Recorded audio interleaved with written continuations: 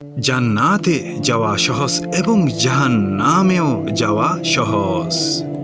আমলের মাধ্যমে, একমাত্র আমলই জান্নাত ও জাহান্নামের ফয়সালা হবে।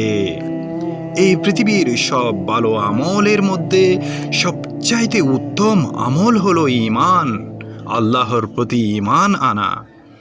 এই বিষয় নিয়ে আমাদের প্রিয় নবী রাসূল সাল্লাল্লাহু আলাইহি ওয়াসাল্লাম কি বলেছেন তাহলে শুনুন। রাসূল সাল্লাল্লাহু আলাইহি ওয়াসাল্লাম বলেছেন, কিয়ামতের দিন অবিশ্বাসী যারা আল্লাহর প্রতি ঈমান আনেনি তাদের হাজির করা হবে।